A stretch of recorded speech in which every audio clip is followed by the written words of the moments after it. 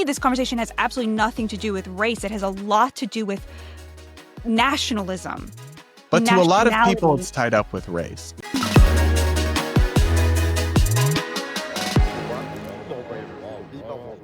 Hey guys, welcome back to the show. Our interview this week is with my friend and journalist, author, and cable news host, Batya Ungar-Sargon.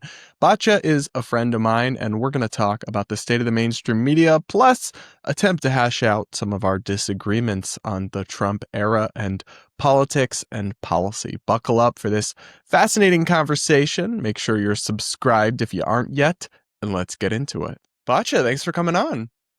Thank you so much for having me, Brad. Of course, you are a requested guest by a number of people, and it's always so funny.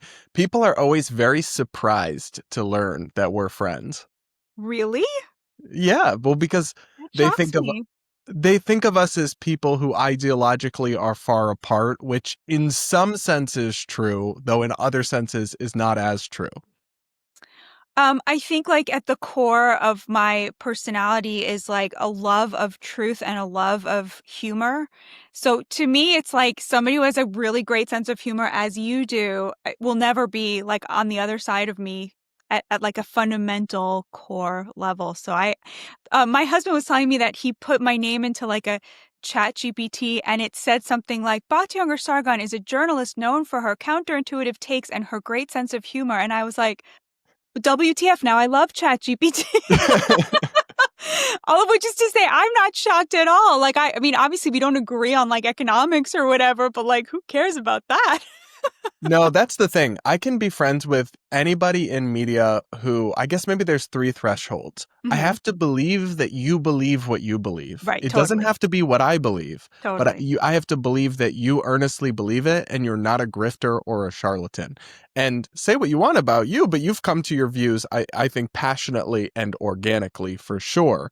Then I have to believe you're not like a hateful person, which I certainly don't think you are. Like, he can be as earnest in his views as he wants, though I don't actually think he is. I'm not going to be friends with Nick Fuentes. But, and then the third, I guess you have to be interesting. You have to be open-minded, and you can't be like a hardcore, predictable partisan. Beyond that, I really will be friends with people across the political spectrum. And I think on all three of those things, you certainly check that box, which is why I'm excited about your rise in media. Tell us about this, because you're now hosting a new show on NewsNation, just Batya, named after you. You had a wonderful guest this past weekend, a dashing and handsome young man. What are you trying to do with the show, and how is it going to be different from the rest of offerings on cable news? I did have an amazing guest, Brad Polumbo, really lit up the room. After your block, the whole team was like, he's great. Let's have him back soon. So thank you for coming on. I think everything you just mentioned, like good faith, good humor, taking things seriously when it's warranted, but not too seriously when it isn't, bringing people from opposite sides of the political spectrum together, both to have genuine debate, but also to find common ground. I think that's really what we're trying to do. And then to bring my brand of populism out. You know, there isn't really anybody, I think, who comes from my point of view out there. So I'm really grateful to NewsNation for taking a chance on me. I really don't understand why they did, but I'm so grateful to them for doing it.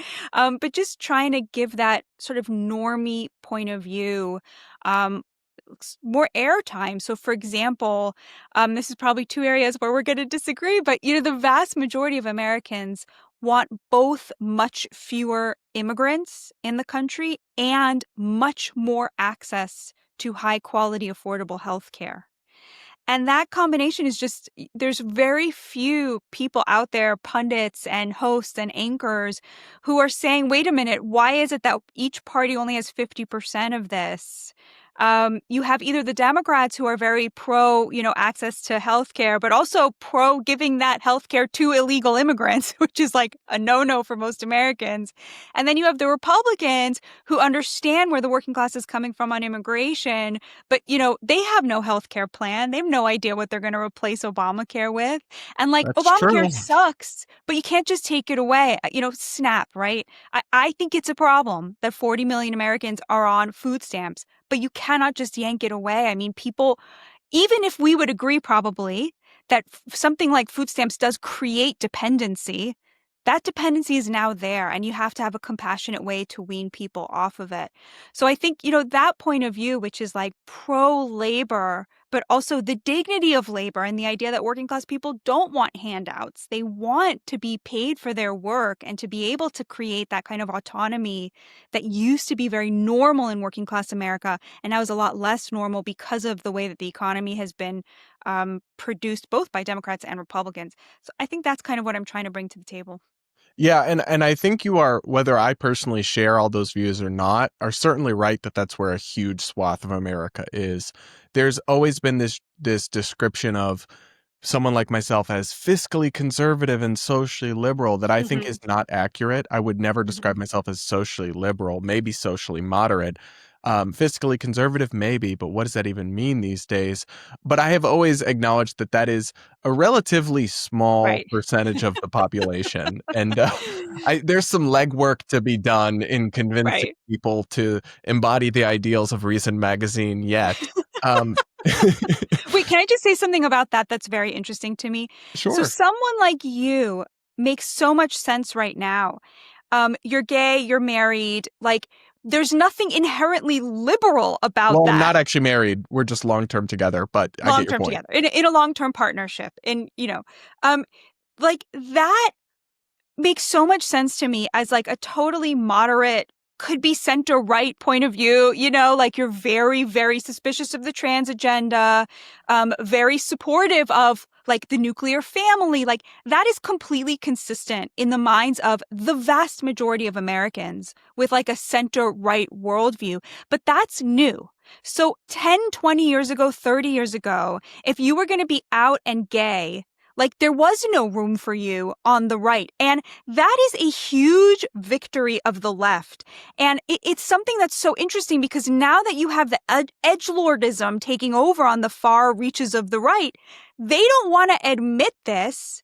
And you have the left who doesn't want to admit it because they're letting the trans stuff take over from the kind of normie gay rights conversation that they won. But actually, see, again, this is like that normie point of view that neither of the parties wants to admit to.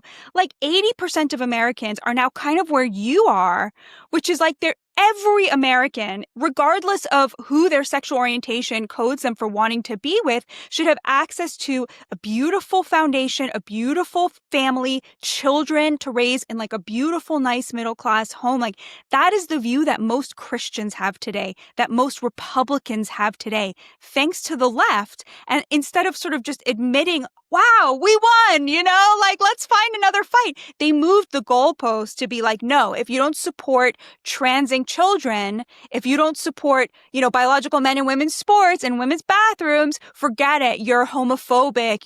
You don't support the LGBTQ agenda. And I think that's just you're so like right at that fault line of how we have progressed in this very amazing way as a nation. And yet the discourse will not recognize it. Yeah, though I think what you just said would have rang more true to me a year or two ago Yeah. than it does today, because Because of the unfortunately, left or the right? Because of the right. both. Well, I Both. think the right Mm-hmm. because of the left, right? I think the Uh-huh. the Uh-huh. the far left pushed so hard on gender ideology, on biological denialism, on transitioning kids, on putting male sex offenders in women's prisons in California. And you think you're going to be president of the United States, Gavin Newsom. Good luck with that. Um, but now I'm starting to see a backlash. We're already seeing public support in polling for gay marriage plummet among Republicans. I open up X. Look at the leading figures in conservative media now, or especially online media, whether it is Candace Owens or Tucker. They are very anti-gay these days, very explicitly so. I see a big backlash against gay people. So I felt like we were reaching that kind of Mm-hmm. cultural like homeostasis or middle ground. But I fear that American politics is a pendulum swing sometimes, and the pendulum feels like it's swinging back. And you talk about that's where most Christians are at. I don't know. I see a lot of rising Christian nationalisms, hardcore social con Christian traditionalists who sound a lot more like the 90s kind of Republicans on the rise. So I see what you're seeing on X.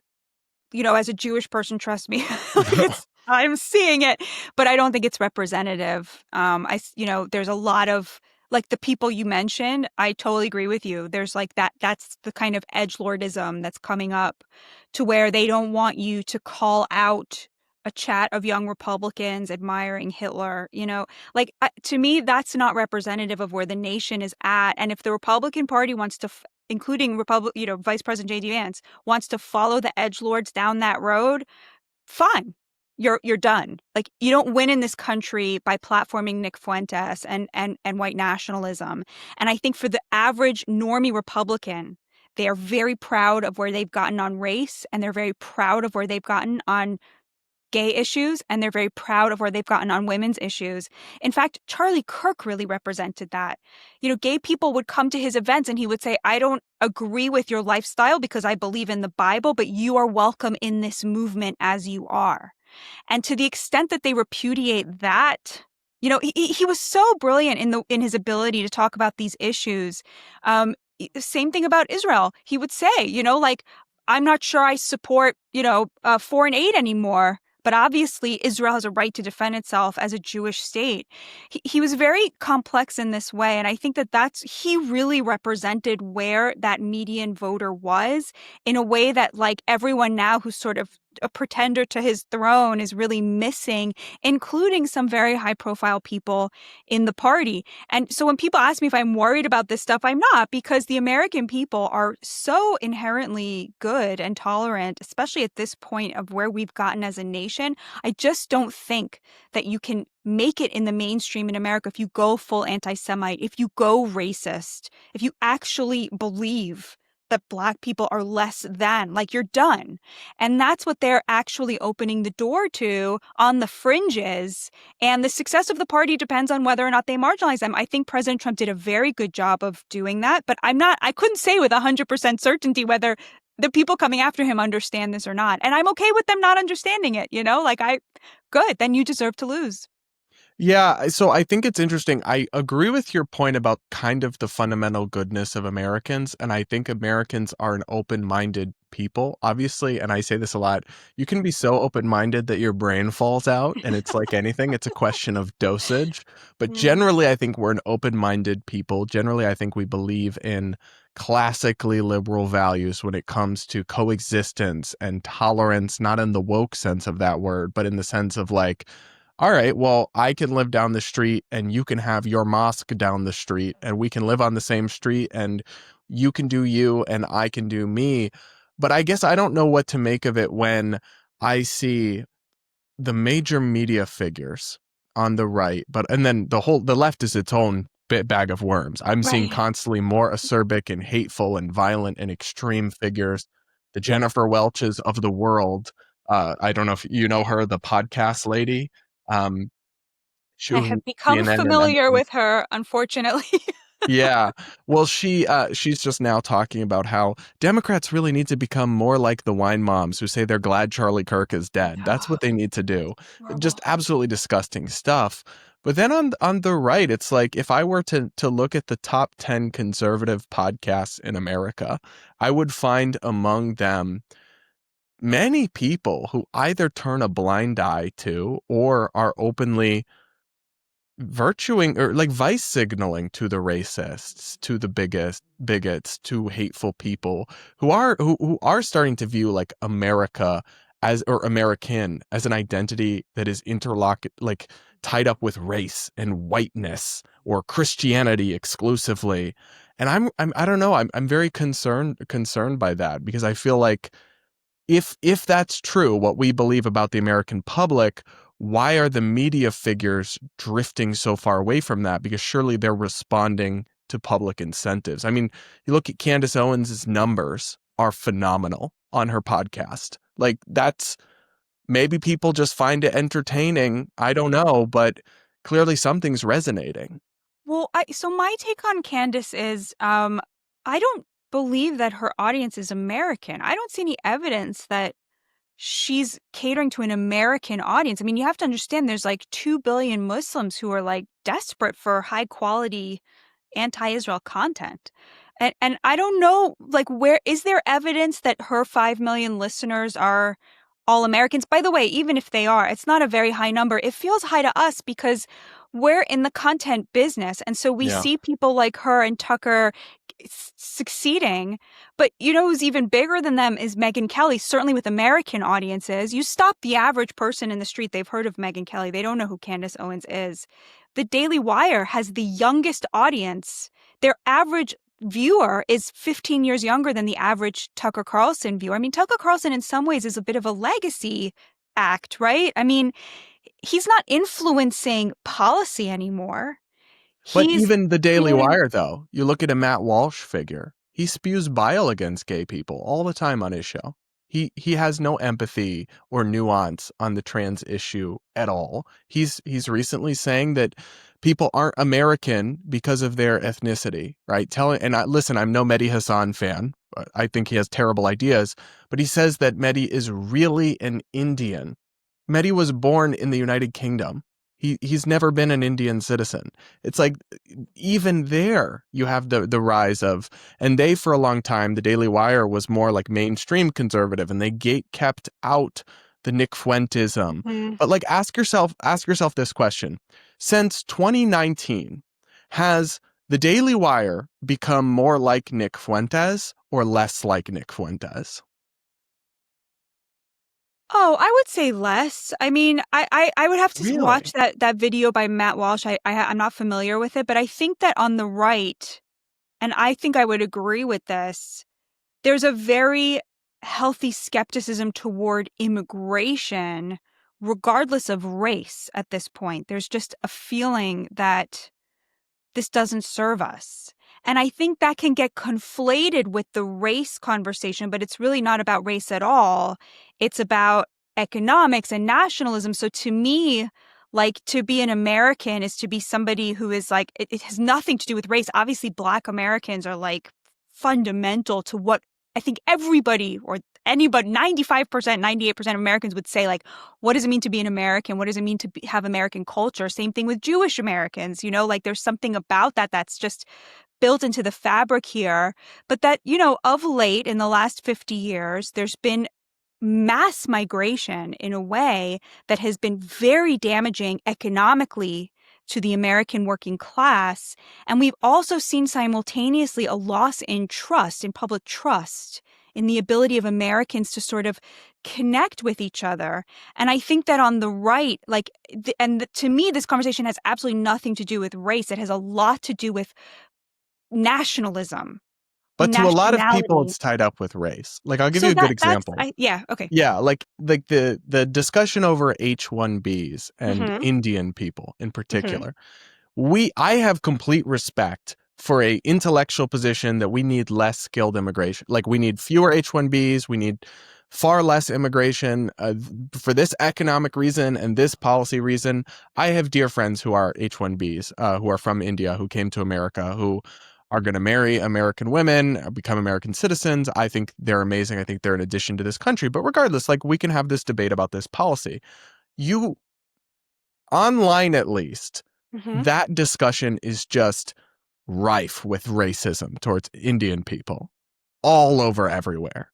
When you look at how it's discussed on X or increasingly in conservative media on kind of the Matt Walsh show of the world, there's an intermingling of that I think does concern me. Although I Mm-hmm. absolutely intellectually agree, the two can be separated.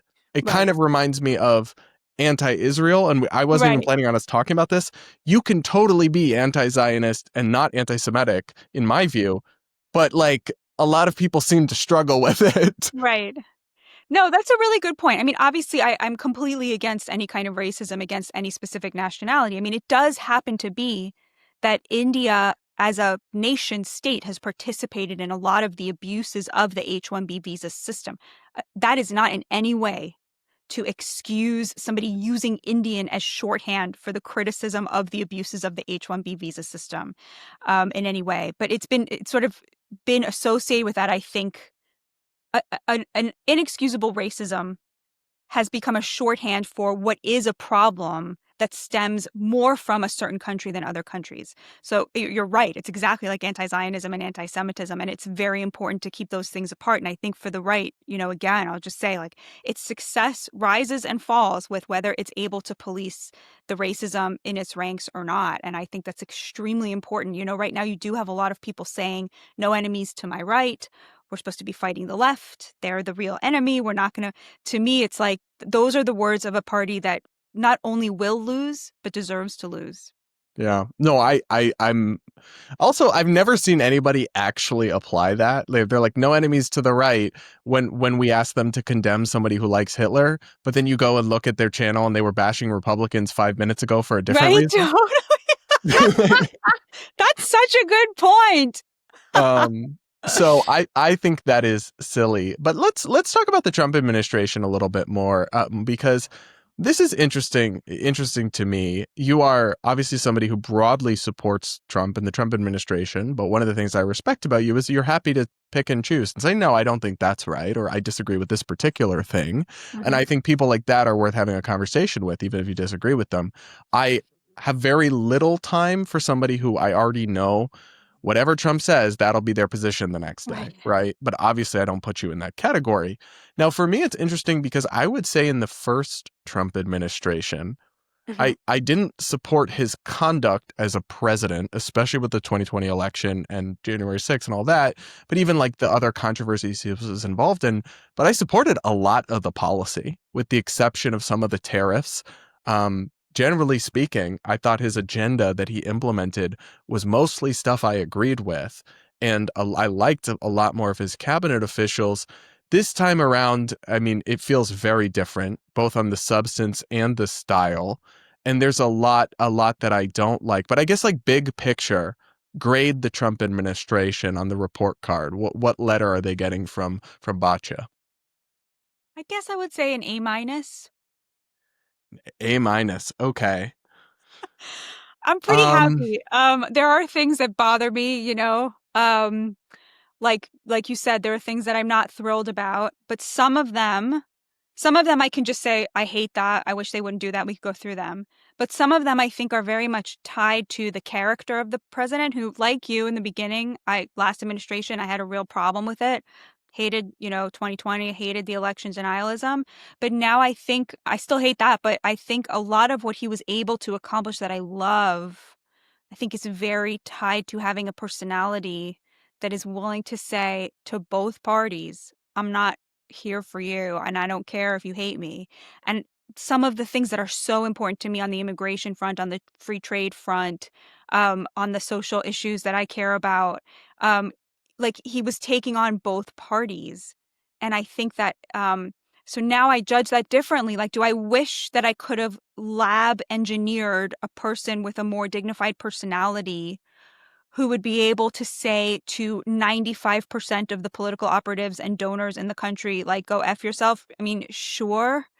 But I think, by and large, the character it takes to accomplish what he's accomplished, which in my view is a really big deal, is, I think, associated with that type of a character. And so now I'm less I feel that it's dishonest of me to condemn those personality traits like the tweeting and what have you, the vaingloriousness, the vengeful, whatever.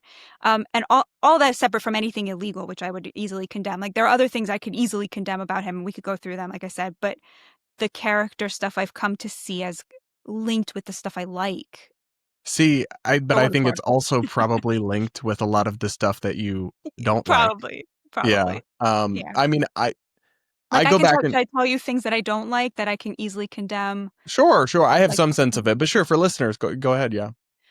the crypto stuff, I don't like that. I don't want to say his children and family should not be allowed to make any money whatsoever, but I think it's not above the appearance of corruption, so that bothers me.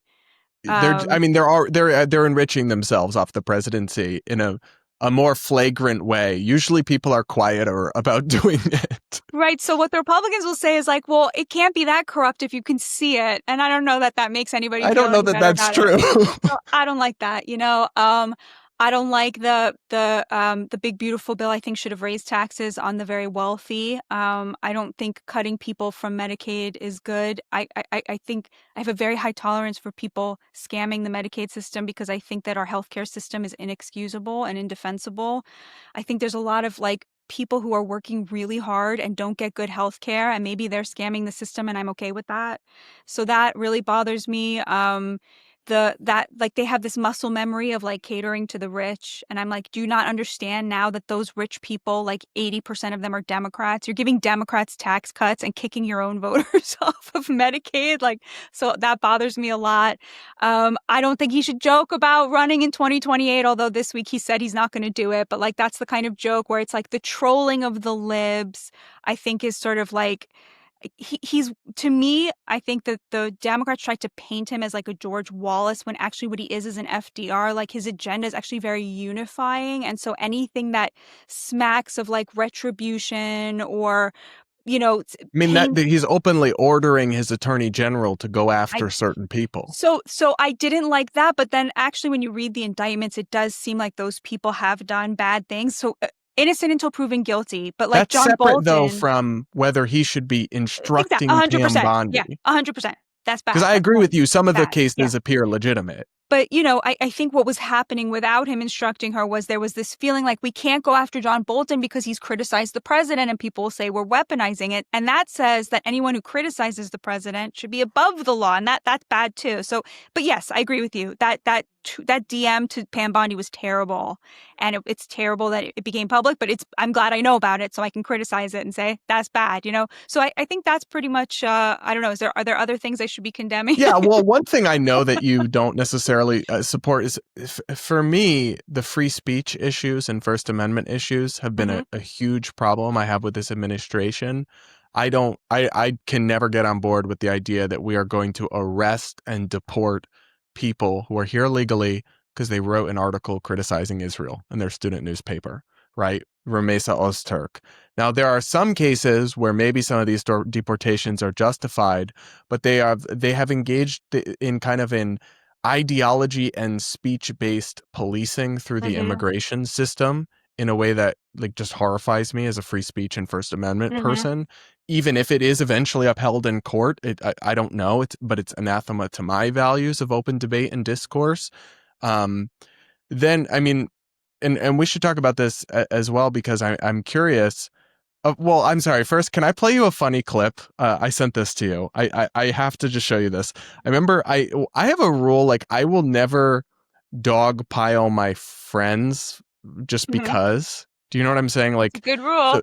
so, so if you say something on CNN that I don't agree with, there's just like, and you're getting attacked by lots of people, there's just, I feel no need to jump in the bandwagon and be like, Batya's so wrong. Now, if I Happens were in every some week. context required to disagree with you to say my view, I would. But you know what I'm saying? I don't like to just, Yeah. I find that to be like a gross thing that media people do. I'm not like this person. I disavow this. This did make me laugh though, and I'm just gonna play this for you. And yet, when somebody has the courage to show up and say to Wall Street, "Screw you," I'm waging class warfare on behalf of the American working class, and you elites in Wall Street, you do what you need to do because I'm not going to stop fighting for the American working class. Suddenly, everybody is sitting around going, "Oh no, the stock market." Yeah, the stock market looks like that because the rich are punishing Trump for siding with the neglected and humiliated American working class over them. We have already seen these tariffs work, Pierce. Can you admit that's kind of funny? Hysterical. I loved it.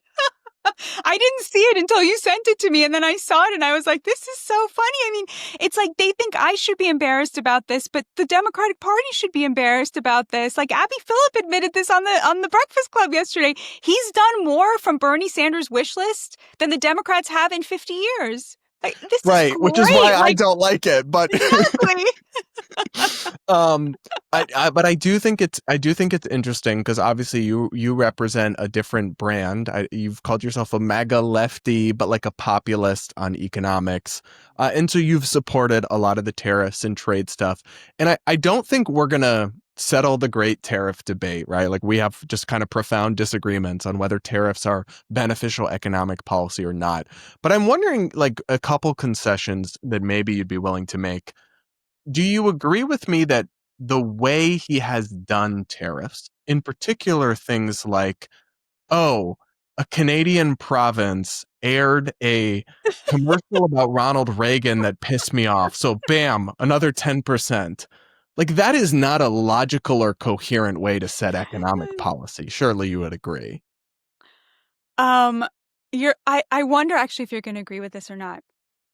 Um, the world right now is terrified of us. They are on their knees begging for favors. They are inventing ways to flatter and curry favor with our president.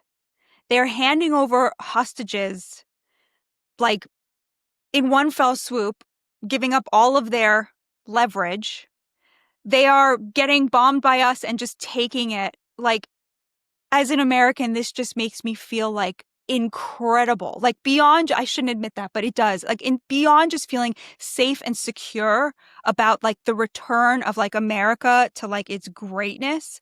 Like watching the same world leaders who mocked us and made fun of us and sneered at us get on their knees and crawl their way into the White House and beg for crumbs. Like that is great.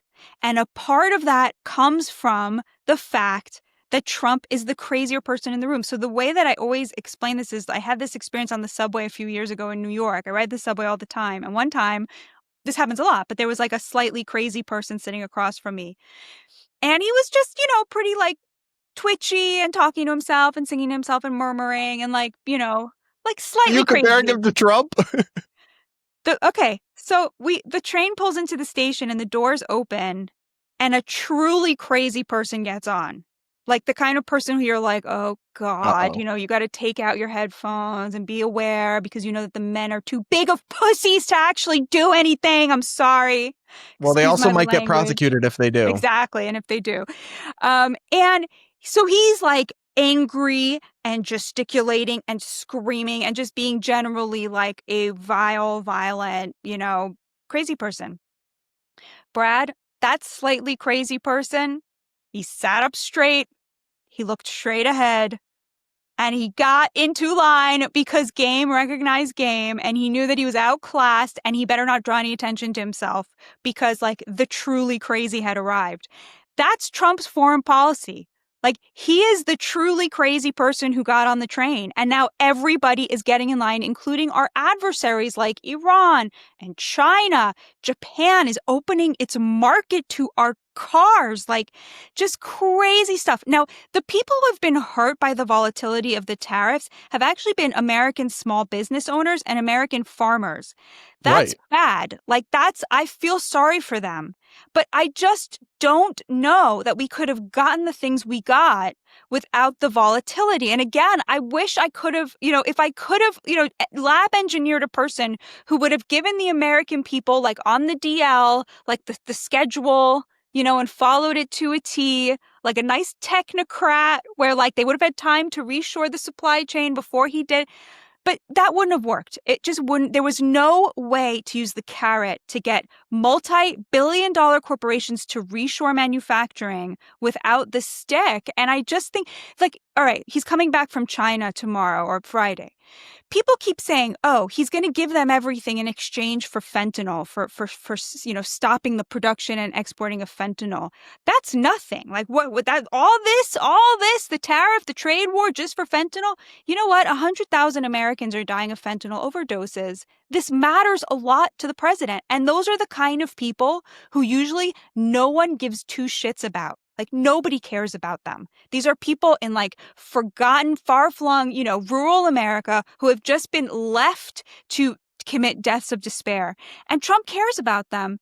To me, that's worth it. This whole thing, if that's what we get out of it, is a reduction by 50% in fentanyl overdoses, like that's 50,000 people. So Well, I of just think he's course. seeing things in a totally different way. And a lot of, again, what we don't like is also like Xi Jinping would not have sat down with Biden and done a trade deal in which he accepted 50% tariffs on Chinese imports. He just would never have done that. He's doing that with Trump because Trump is chaotic and unexpected and vainglorious. And if you put out an ad he doesn't like, you're going to get 10% more tariffs.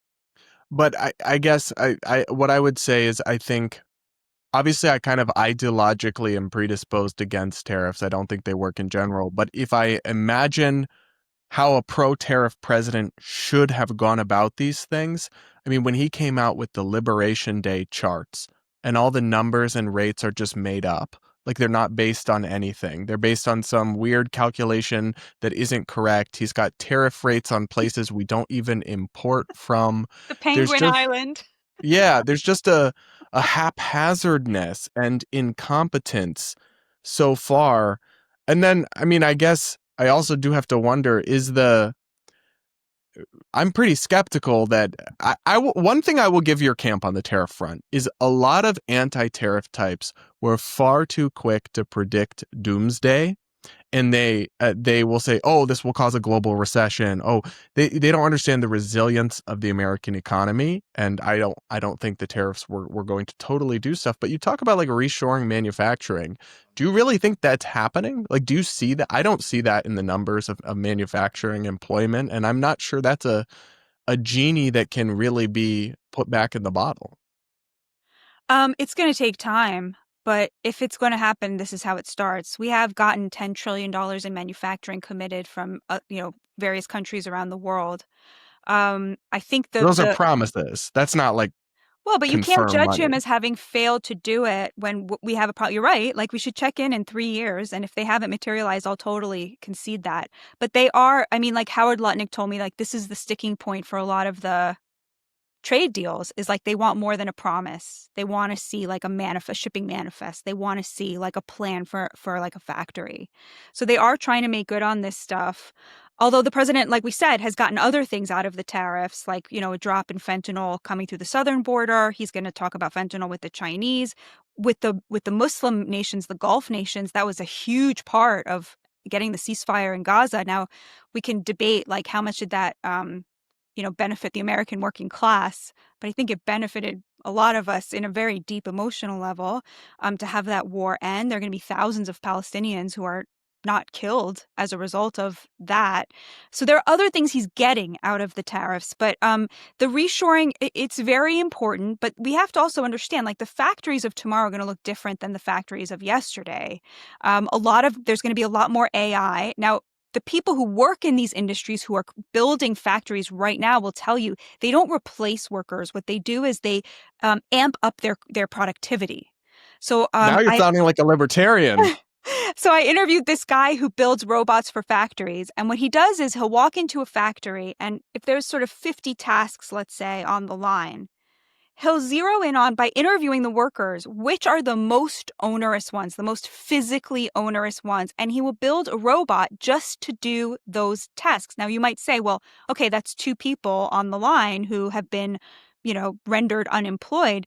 But actually, almost every factory in America is working at a 50% deficit. It's very hard to find labor, to find workers right now to do these jobs. And so by replacing the most onerous jobs, by integrating AI into the workforce, by training Americans, which is a big piece of it that Trump talks about a lot.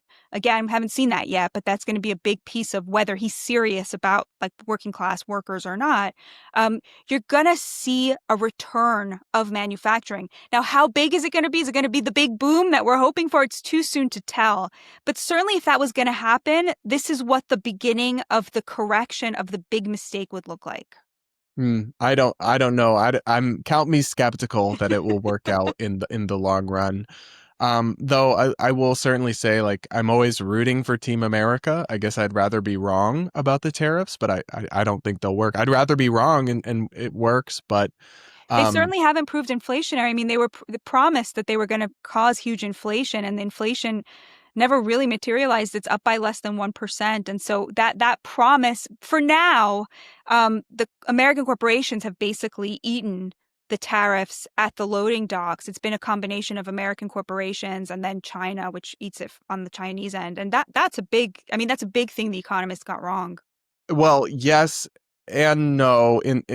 So what I would say to that is saying they were inflationary was always wrong Right. because they don't raise the overall Right. price level, which is what inflation is. They do raise the price of specific goods, but then people have less money to spend on other things. So it doesn't necessarily raise the overall price level. I think that was always a baffling prediction. I do think you will see. I was just looking at a Goldman Sachs analysis the other day about tariffs are increasing prices of specific things, are going to be passed along on specific But it's always in the goods. future tense. This is the thing that bothers me so much. Like on April 2nd, they were like, it's going to raise the prices of goods. You know, each American's going to pay $4,000 more a month.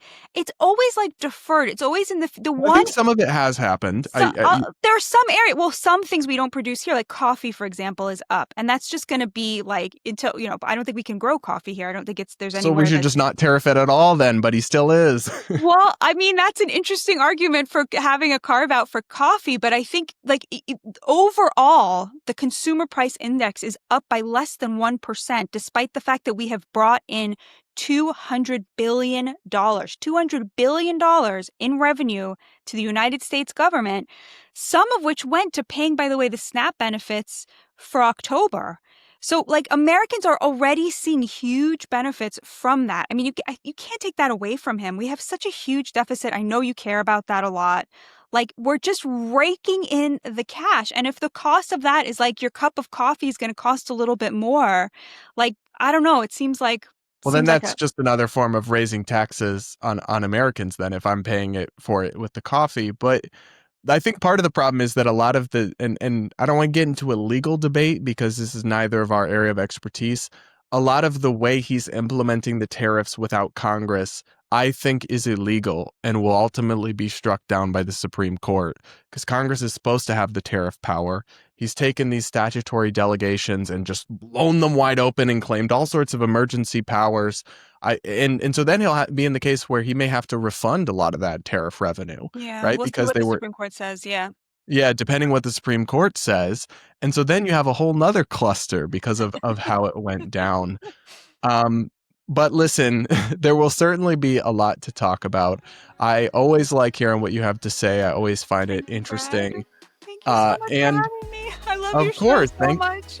yes, thank you for coming on. And everybody, NewsNation, 4 p.m. Eastern, Saturdays, listen to Abacha's show.